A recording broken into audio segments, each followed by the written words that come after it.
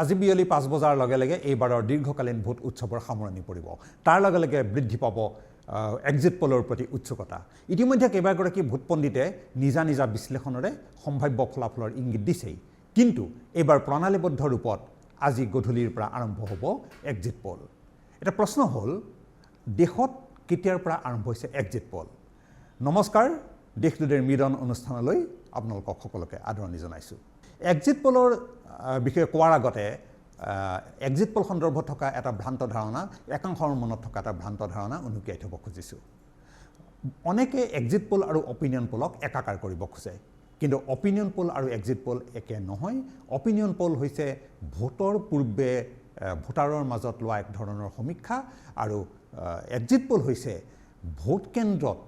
এলানি নিৰ্ধাৰিত প্ৰশ্নৰে ভোট কেন্দ্ৰৰ পৰা ভোট দি ওলাই অহা ভোটাৰৰ মাজত লোৱা এক সমীক্ষা এক্সিট পোলে নিখন্দেহে সকলো ভোটাৰক সকলো দেশৰ সকলো ভোট কেন্দ্ৰৰ সকলো ভোটাৰক সামৰি নলয় কিন্তু এক্সিট পোলে যিবোৰ চেম্পল যিবোৰ নমুনা সংগ্ৰহ কৰে সেই নমুনাৰ আধাৰত সেই নমুনাৰ কিমান শুদ্ধ হ'ব তাৰ আধাৰত এক্সিট পোলৰ এটা ইংগিত পাব পাৰে নমুনা যিমানে স্পষ্ট হয় নমুনা যিমানে শুদ্ধ হয় সিমানে এক্সিট পোলৰ সম্ভাৱ্য ফলাফলো বেছি ওচৰ চাপে কিন্তু এক্সিট পোলে কেতিয়াও এটা শুদ্ধ ফল দিব নোৱাৰে এটা ফলাফলৰ গণনাৰ পৰৱৰ্তী যিটো ফলাফল হয় তাৰ এটা ইংগিতহে দিব পাৰে বহু সময়ত আমি দেখিছোঁ দেশত এক্সিট পোল ভুল প্ৰমাণিতও হৈছে বিশেষকৈ 2004 চনৰ কথা আমি ক'ব পাৰোঁ 2004 চনত তেতিয়া অটল বিহাৰী বাজপেয়ী নেতৃত্বাধীন NDA চৰকাৰ আছিল আৰু দেশৰ বেছিভাগ এক্সিট পোলেই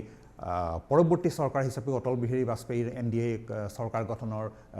সপক্ষে মত প্ৰকাশ কৰিছিল 240ৰ পৰা 250 আসন পাব বুলি কোৱা হৈছিল কিন্তু মূৰকত তাৰ সম্পূৰ্ণ ওলোটা ফলাফল দেখা গৈছিল কেৱল লোকসভা 2004 চনৰ লোকসভা নিৰ্বাচনতেই নহয় দেশৰ কেইবাখনো বিধানসভাৰ নিৰ্বাচনৰ সময়তো আমি এক্সিট পোলৰ ফল বিপৰীত হোৱা দেখা পাইছোঁ তথাপি এক্সিট পোলৰ প্ৰতি মানুহৰ এটা উৎসুকতা থাকে কাৰণ ইতিমধ্যে কোৱা হৈছেই এক্সিট পোলে যিমান নমুনা প্ৰণালীবদ্ধভাৱে নিখুঁতভাৱে ল'ব পাৰে তাৰ আধাৰত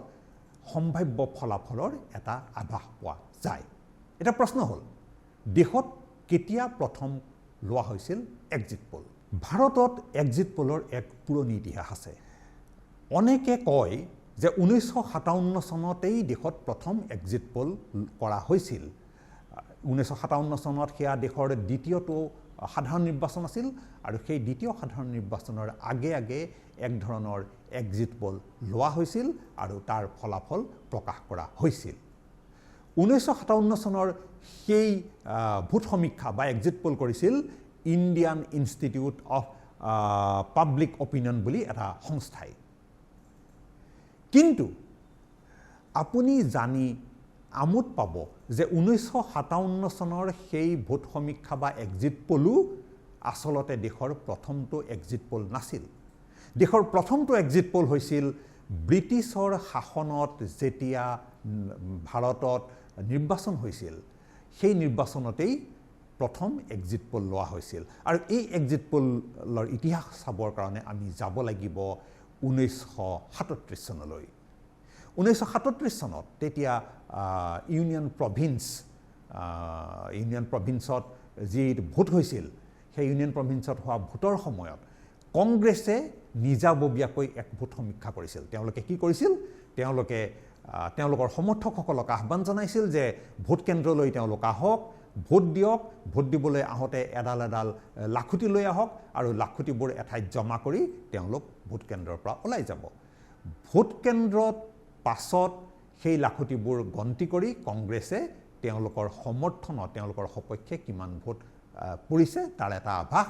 গণনাৰ পূৰ্বেই লাভ কৰিছিল সেয়া আছিল কংগ্ৰেছে ব্ৰিটিছৰ শাসনত হোৱা ভোটত কেনেবাকৈ ডিষ্টৰ্ট হ'ব পাৰে নেকি বা কোনো ন্যস্ত স্বাৰ্থ জড়িত ষড়যন্ত্ৰ থাকিব পাৰে নেকি তাৰ এটা সম্ভাৱনা পৰীক্ষা কৰিবৰ কাৰণে তেওঁলোকৰ সমৰ্থকৰ মাজত তেনে এটা ব্যৱস্থা কৰিছিল তথাপি 1937 চনৰ সেই ব্যৱস্থায়েই দেশত প্ৰথমটো এক্সিট পোল হিচাপে ৰৈ গ'ল অৱশ্যে 1937 চনৰ এই যি এক্সিট পোলৰ কথা কোৱা হ'ল বা তাৰ পৰৱৰ্তী 1957 চনৰ যি এক্সিট পোলৰ কথা কোৱা হ'ল সেইবোৰ আছিল বিজ্ঞানসন্মতভাৱে এক্সিট পোল আৰম্ভ হোৱাৰ বহু আগৰ কথা ভাৰতত বিজ্ঞানসন্মতভাৱে এক্সিট পোলৰ আৰম্ভণি হৈছিল 1979-80 চনত তেতিয়াৰ যুৱ সাংবাদিক প্ৰণয় ৰয়ে এক সংবাদ প্ৰতিষ্ঠানৰ হৈ যি অপিনিয়ন পোল লৈছিল সেই অপিনিয়ন পোলক ভেজা দি তাৰ পৰৱৰ্তী কালত 1990 দশকৰ পৰাহে ভাৰতত বিজ্ঞানসন্মতভাৱে এক্সিট পোল আৰম্ভ হোৱা বুলি আমি ক'ব পাৰোঁ খন্তেক পিছতে আজি গধূলি আমি এইবাৰৰ এক্সিট পোল দেখিবলৈ পাম এইবাৰৰ এক্সিট পোল কেইবাটাও সংস্থাই স্বাভাৱিকভাৱেই কৰিব আৰু এইবোৰত আমি দেখা পাম ইয়াৰ ফলাফল কি হয় সেই আমি 4 জুনলৈ অপেক্ষা কৰিব লাগিব নিঃসন্দেহে নমুনা যিমানে নিখুঁত হয় যিমানে প্ৰণালীবদ্ধভাৱে তেওঁলোকে নমুনা সংগ্ৰহ কৰে যিবোৰ প্ৰশ্নাৱলী তেওঁলোকে লৈ যাব ভোটাৰৰ ওচৰলৈ সেই প্ৰশ্নাৱলী কিমান নিখুঁত হয় তাৰ আধাৰতে আজি 1 জুনত আমি গধূলি যি এক্সিট পোল পাম তাৰ লগত আমি 4 জুনত গণনাৰ পিছত ওলোৱা ফলাফলৰ মিল দেখা পাম